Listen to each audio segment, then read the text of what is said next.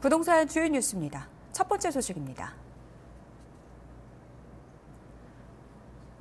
지난 20일 원희룡 국토교통부 장관이 LH 용역 정강 카르텔 관련 긴급회의를 열고 건설업계 전체의 이권 카르텔 타파를 주문했습니다.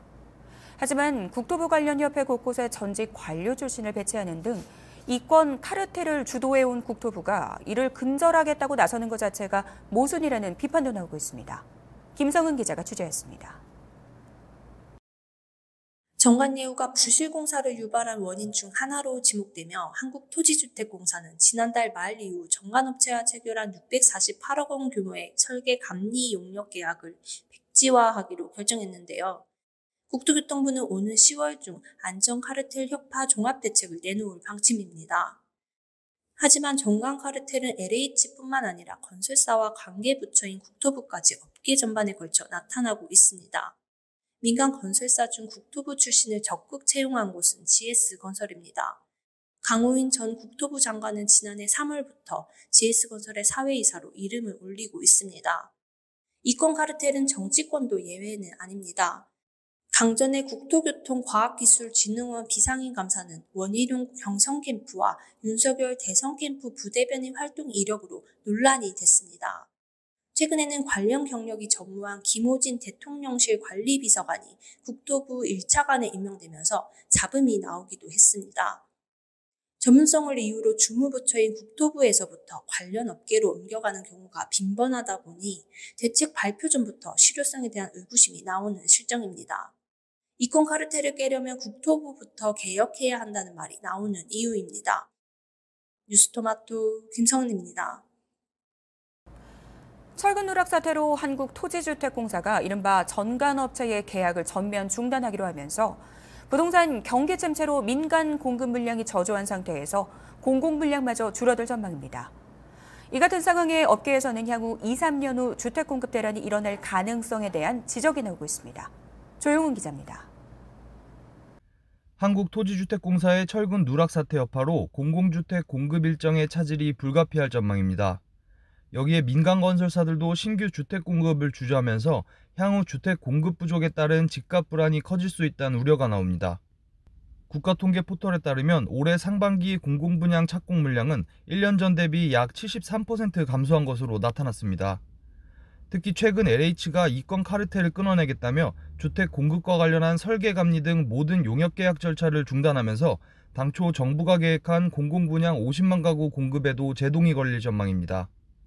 이와 함께 최근 민간 건설사들마저 공사비 증가와 미분양 부담 등을 이유로 주택 공급에 나서지 않으면서 향후 주택 공급 부족 현상이 또 한 번 집값을 자극할 거란 지적이 나옵니다.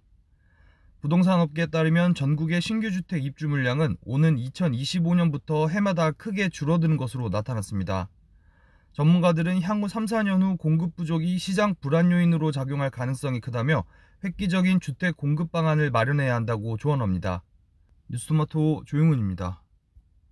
부동산 경기 하강으로 주택 사업이 침체기를 맞았지만 건설사들은 새로운 주거 서비스를 런칭하거나 기존 브랜드 리뉴얼로 고급화와 차별화를 강조하며 이 불황을 타개할 돌파구를 찾고 있습니다. 주력 사업인 주택 부분의 동력이 약해지며 실적 또한 악영향을 받고 있지만 오히려 건설사들은 주거 브랜드를 강화하고 새 공법을 적용한 주택 사업을 추진해 나가고 있습니다. 김성은 기자가 취재했습니다. 부동산 경기 불확실성에도 건설사들이 기존 주력 사업인 주택 사업을 바탕으로 포트폴리오를 강화하는 모습을 보이고 있습니다. 주요 정비사업 수주전에 본격 참여하기 앞서 새로운 주택 서비스를 론칭하거나 기존 브랜드를 리뉴얼하고 있습니다. 삼성물산은 거주자가 원하는 방향으로 집 내부를 구성할 수 있는 새로운 평면과 다양한 서비스를 제공하는 홈 플랫폼 홈릿을 선보이며 주택 브랜드 레미안의 미래를 제시했습니다. 현대건설도 힐스테이트 홈페이지 접근이 용이하도록 전면 개편했습니다. GS건설은 다양한 주거 관련 서비스를 일찌감치 선보인 바 있습니다. 아파트 단지 내 커뮤니티 통합 서비스를 제공하는 자이안비를 비롯해 주거 진단과 개선 시공 등 리모델링 방향을 제안하는 회사인 하임랩을 설립했죠. 이처럼 건설사들이 서비스 영역을 넓혀가며 주거 브랜드를 강화하는 추세입니다. 새로운 형태의 주택 사업도 진행하고 있습니다. 대형 건설사들은 공장에서 창호, 벽체, 배관 등을 사전 조립한 모듈을 현장으로 옮겨와 완성하는 방식의 모듈러 주택사업 진출을 가속화하고 있는데요. 현대엔지니어링은 경기도 용인에 국내 첫 중고층 모듈러 공동주택을 준공했으며 GS건설은 자회사인 자이가이스트를 통해 모듈러 단독주택 사업을 전개하고 있습니다. 전쟁 후 재건 사업이 필요한 우크라이나의 모듈러 주택 공급을 엿보는 등 건설사의 새로운 먹거리로 부상하는 상황입니다. 뉴스토마토 김성은입니다. 국내 주요 건설사들이 중대재해처벌법 시행 등 안전관리 강화 기조에도 불구하고 비정규직 인력을 더 늘린 것으로 나타났습니다. 고금리로 부동산 시장에 대한 불확실성이 높아지며 수익성이 악화된 데다 붕괴 사고 등의 여파로 건설업에 대한 이미지가 추락하면서 인력의 이탈이 가속화되고 그 자리는 비정규직으로 채운 것으로 풀이됩니다. 금융감독원 전자공시시스템에 따르면 올 상반기 보고서를 공시한 시공능력평가 상위 10개 건설사의 전체 비정규직 인력은 18,031명으로 전년 동기 대비 11% 증가했습니다. 건설 현장에 잇단 사건, 사고 등 부실한 현장 관리 감독 이유 중 하나로 비정규직 증가가 지목된 가운데 건설사 인력 구조 변화에도 이목이 집중됩니다. 고금리와 원자재값 상승에 따른 건설 경기 악화로 중견, 중소건설사들이 한계에 몰리고 있습니다. 정부의 부동산 규제 완화 정책에도 불구하고 지방을 중심으로 악성 미분양이 늘어나면서 금융이자를 지불할 여력마저 줄어든 까닭입니다. 금융감독원 전자공시 시스템에 따르면 올 상반기 별도 재무제표 기준 시공능력평가 순위 11위에서 30위 건설사 가운데 사업보고서를 제출한 상장 건설사는 13곳으로 이 중 76.9%가 이자 보상 배율이 전년 동기 대비 감소한 것으로 집계됐습니다. 실제 올 들어 지난달까지 종합건설사 폐업 신고는 총 306건으로 전년 대비 80% 늘었습니다.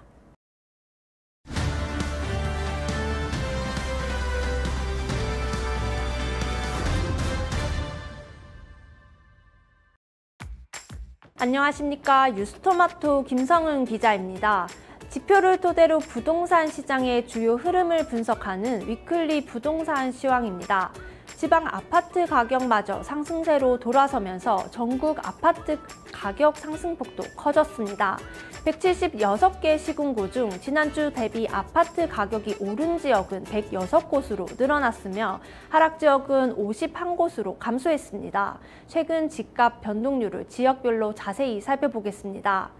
8월 3주차 전국 주간 아파트 매매 가격은 0.07%로 전주 0.04%에서 상승폭을 늘렸습니다.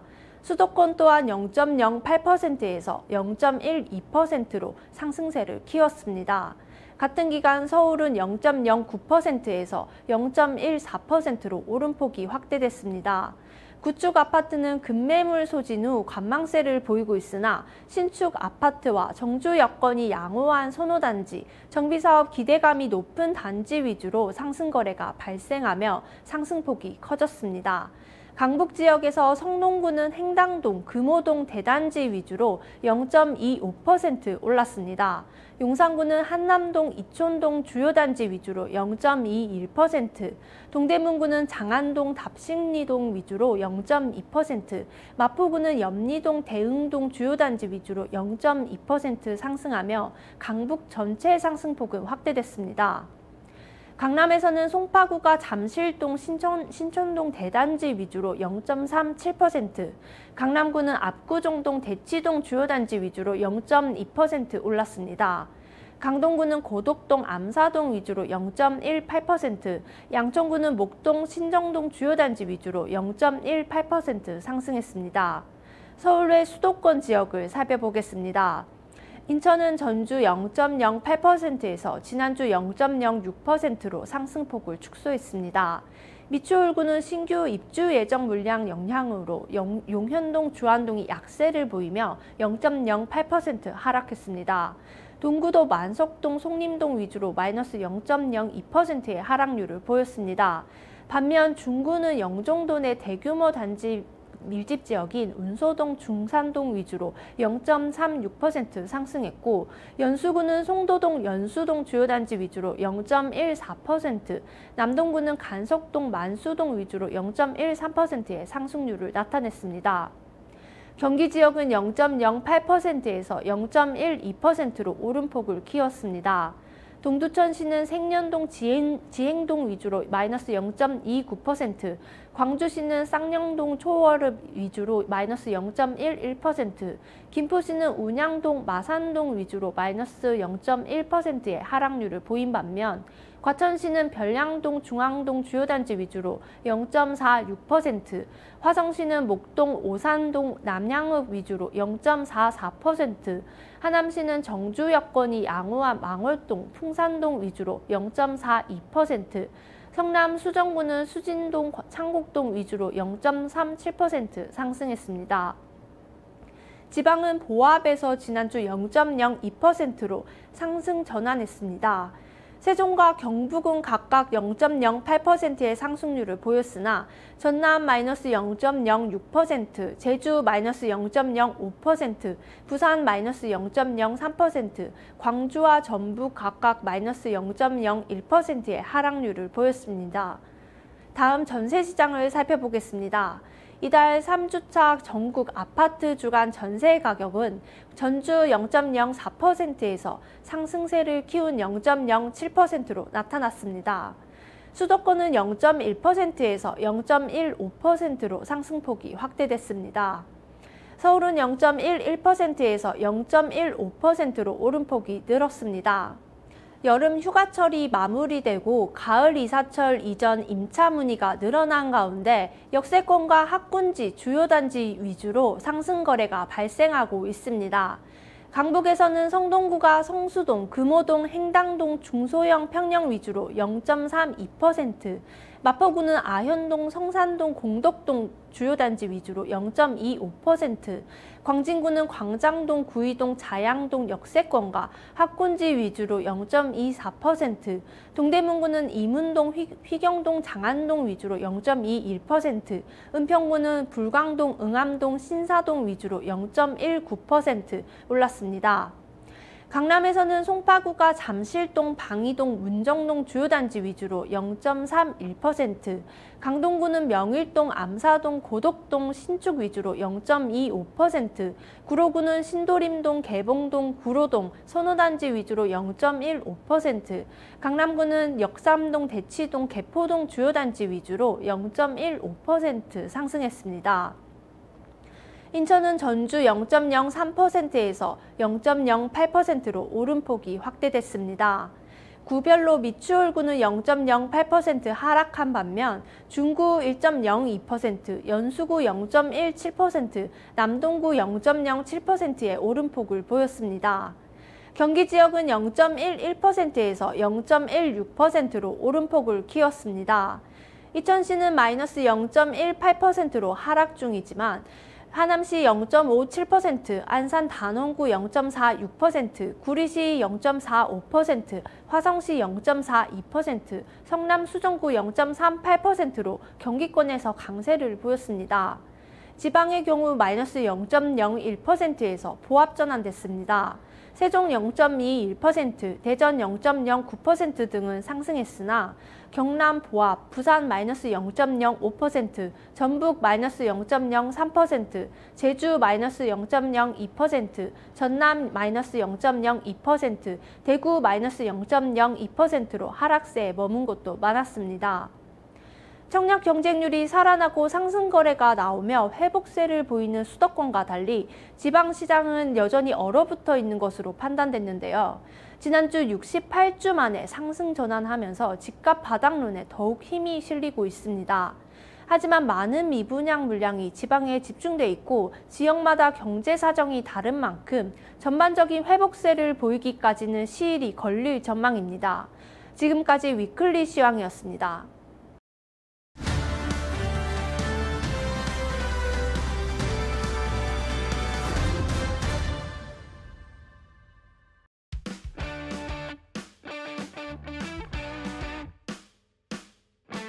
청약 청약 캘린더 시간입니다. 이번 주 주요 청약 일정들 김성은 기자와 함께 이야기 나눠보도록 하겠습니다. 자, 김 기자, 오늘은 어디부터 가볼까요? 네, 먼저 서울에서 분양하는 단지부터 살펴보겠습니다. 대우건설이 서울 동작구 상도동에 짓는 상도 푸르지오 클라베뉴를 소개해드리겠습니다. 이 단지는 지하 5층, 지상 18층 10개 동 총 771가구 규모로 조성됩니다. 지난 2020년 6월 분양한 상도역 롯데캐슬 파크엘 이후 3년 만에 분양하는 신규 단지로 상도동에 들어서는 첫 푸르지오 아파트입니다.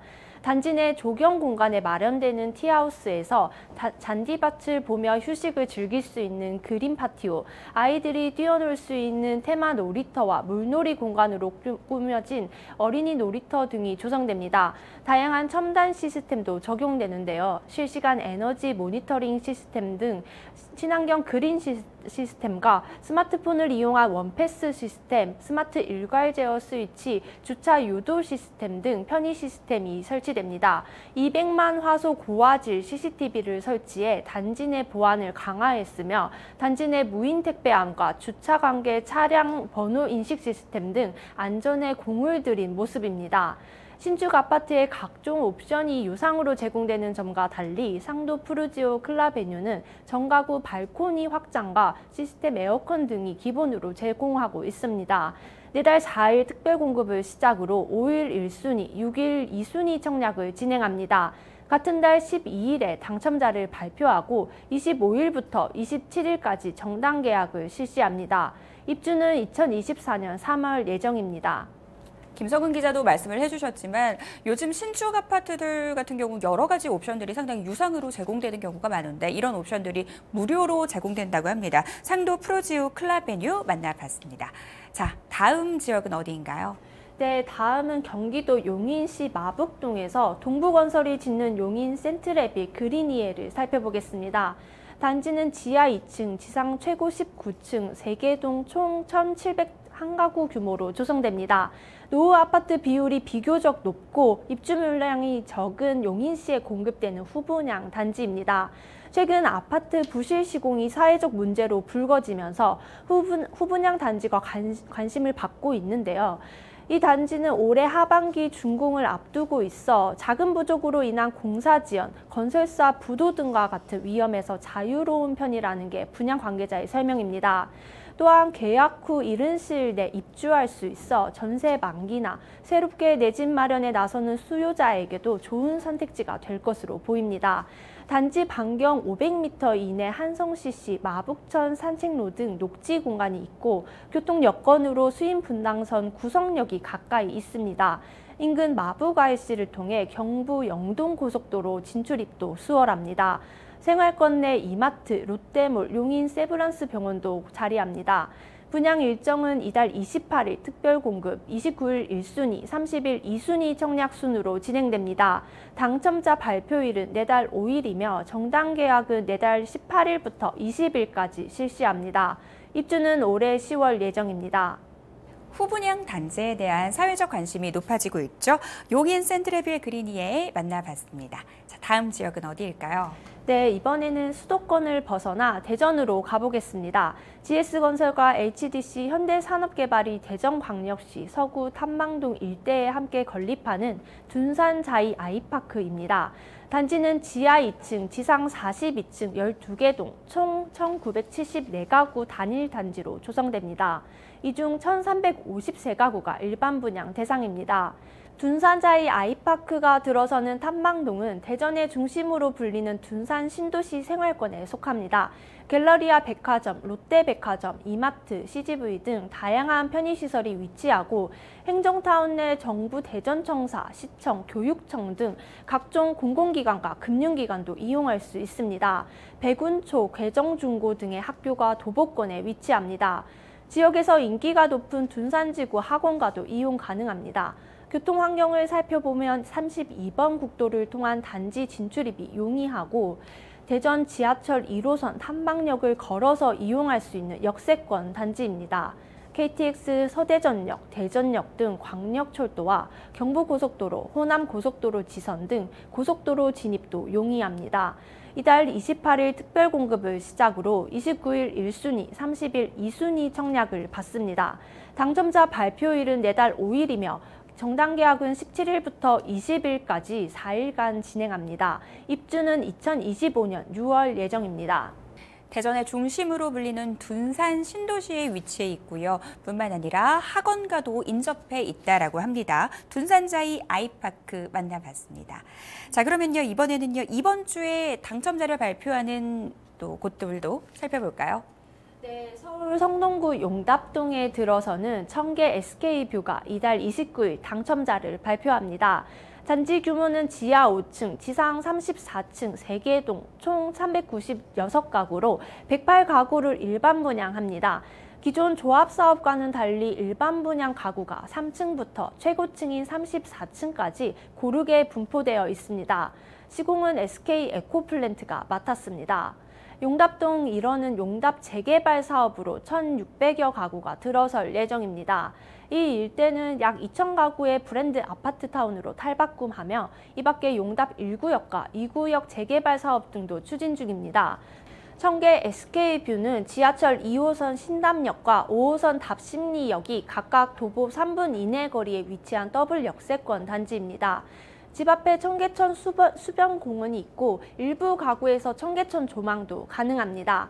내달 11일부터 13일까지 정당 계약을 실시하며 입주는 2025년 7월 예정돼 있습니다. 무려 더블 역세권 단지라고 하네요. 청계 SK뷰 만나봤습니다. 자, 다음은 어디로 가볼까요? 네, 이번에는 광주광역시 북구 신용동으로 가보겠습니다. 현대건설이 짓는 힐스테이트 신용더리버가 이달 28일 당첨자를 발표합니다. 단지는 지하 2층, 지상 29층 19개 동 총 1,647가구로 이루어지며 일반 분양 물량은 206가구입니다. 반경 500m 내에 광주 도시철도 2호선 신용역 개통이 예정돼 있고 300m 내 용두 2초등학교가 오는 2025년 3월 개교를 앞두고 있습니다. 힐스테이트 신용더리버는 단지 건폐율이 약 13%로 동간거리를 최대한 확보하고 지상 공간의 산책로와 놀이, 휴식 공간 등을 크게 늘려 쾌적한 주거 환경으로 조성됩니다. 단지 외관에는 커튼 원룩이 일부 적용돼 일대를 대표하는 랜드마크 단지가 될 것으로 기대를 모으고 있습니다. 광주 북구내 희소성이 높은 대형 평형 위주의 공급이라는 점에서도 수요자들의 눈길을 끌고 있습니다. 내달 11일부터 13일까지 계약을 체결하고 입주는 2024년 3월 예정입니다. 동간거리가 적당히 확보가 되어서 굉장히 쾌적한 생활 환경을 제공할 수 있다라고 합니다. 입주는 2024년 3월 예정되어 있다고 하네요. 자, 다음은 어디로 가볼까요? 네, 마지막으로 소개해드릴 곳은 전라남도 장성군 일원 광주연구개발특구 첨단 3지구에 들어서는 힐스테이트 첨단 센트럴입니다. 이달 29일 당첨자를 발표합니다. 지하 1층, 지상 20층, 20개 동 총 1,520가구 규모의 대단지로 지어집니다. 광주 첨단 3지구는 국가인공지능 데이터센터, 국립심뇌혈관센터 등이 들어서고 주거시설, 상업시설, 교육시설 등 주거생활에 필요한 시설이 체계적으로 조성되는 자족도시입니다.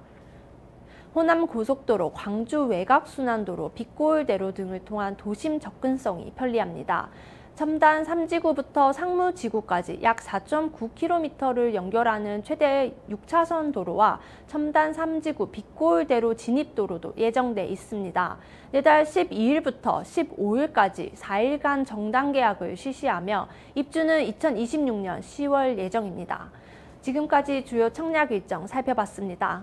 청약 캘린더 김성은 기자와 함께했습니다. 오늘 도움 말씀 감사합니다. 감사합니다. 오늘 저희가 준비한 내용은 여기까지입니다. 저희는 다음 이 시간 더 알찬 내용으로 돌아오겠습니다. 시청해주신 여러분 고맙습니다.